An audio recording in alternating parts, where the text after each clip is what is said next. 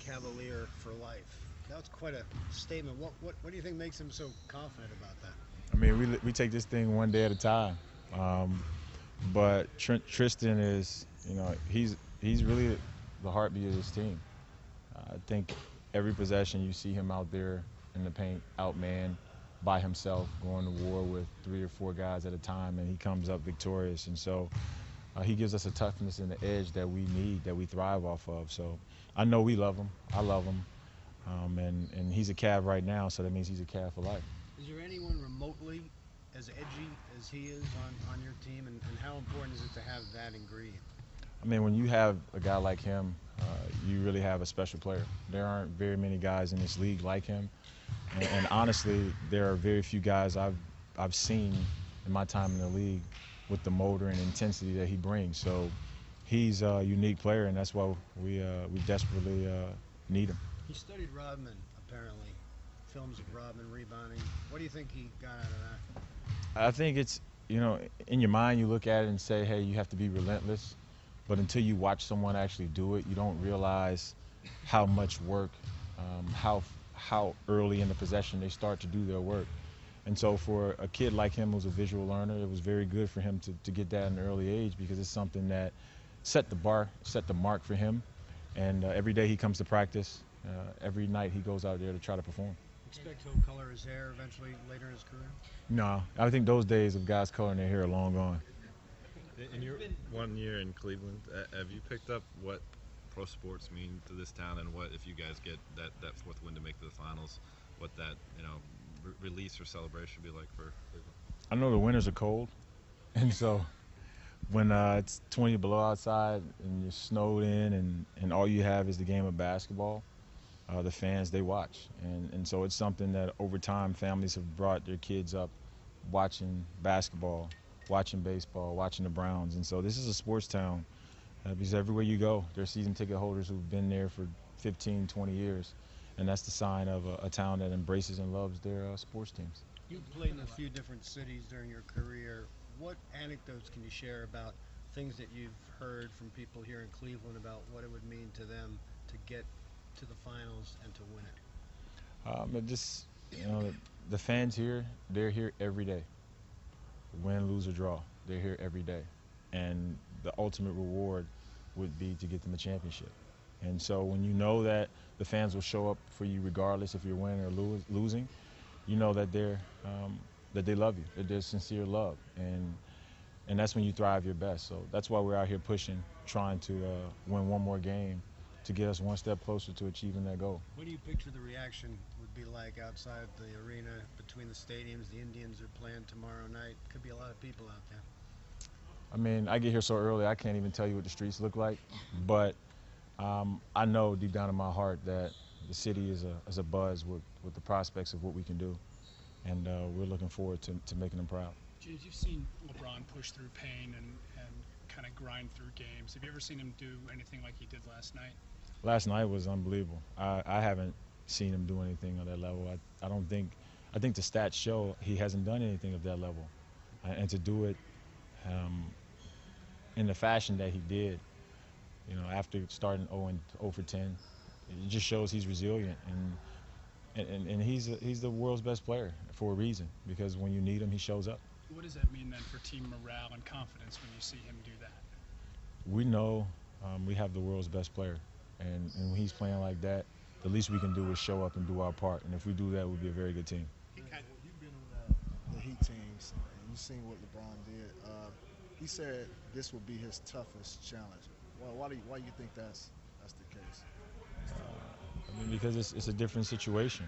This is the first year. The first year of any arrangement is always the toughest. You're still a work in progress.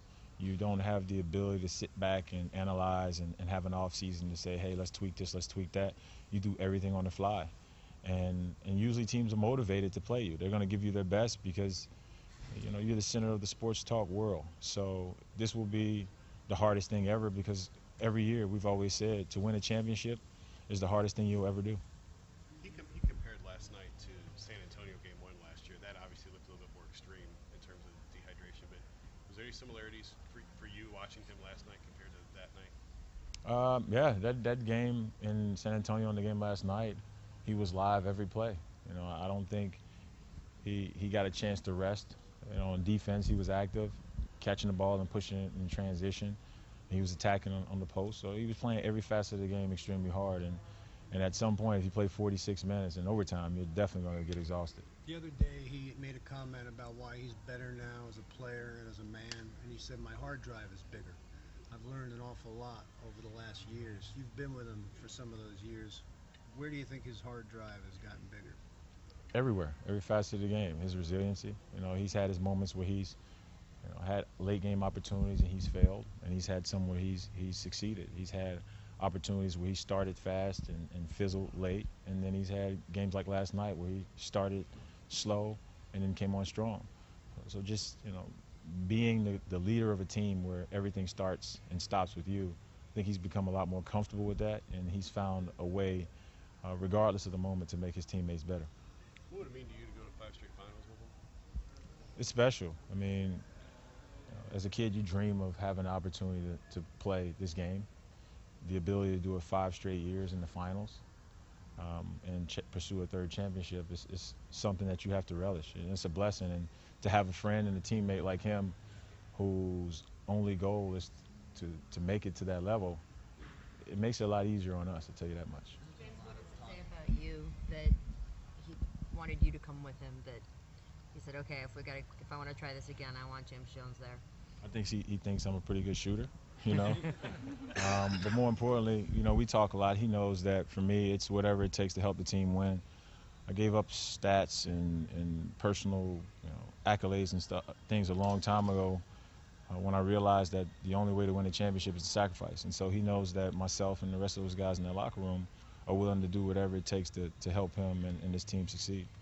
He's taken a real noticeable, visible role of protecting other players on the team, even to the point on the podium where if a player is asked a question like Dellavedova last night, "Are you a dirty player?" The Hawks think you are. LeBron wants to take control of the microphone and even protect his player there. He did it with JR the other night. What do you think it is about him that gives him that instinct to protect other players? From personal experience, he realizes that there's always storylines. People are always looking for storylines.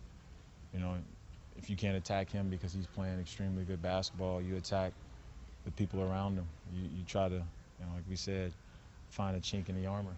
And he's very perceptive. He knows that storylines can break teams up. So you avoid them and you keep things strong. There's been a lot of talk the last couple of days about playing hurt, not only LeBron, but Shumpert and several other guys. What's the difference between talking about playing hurt as they are and then with Kyrie not playing the last couple of days? How do you reconcile what's going on with the guys on the court versus what's going on with Kyrie? If the guys are on the court are playing, that means they're in shape, good enough shape to play. And if guys aren't, we know what we're here for. We know what we're chasing. And every guy in here wants to be a champion. And so we're willing to do whatever it takes to do that. And so if a guy isn't on the floor, you just have to trust, and we all trust and know that the moment he's ready, he'll be back. James, you might not play the minutes that LeBron does or have the USA basketball experience in the summers, but what's it been like for you? Why you try to throw that shot at me because I didn't play USA basketball? The arduous process of going through potentially five straight finals for you. I mean, it's a never-ending season. You get a month off and you're right back at it, trying to figure out how to get better. Mentally, more than anything, it takes a toll. Physically, you can find your way through the season.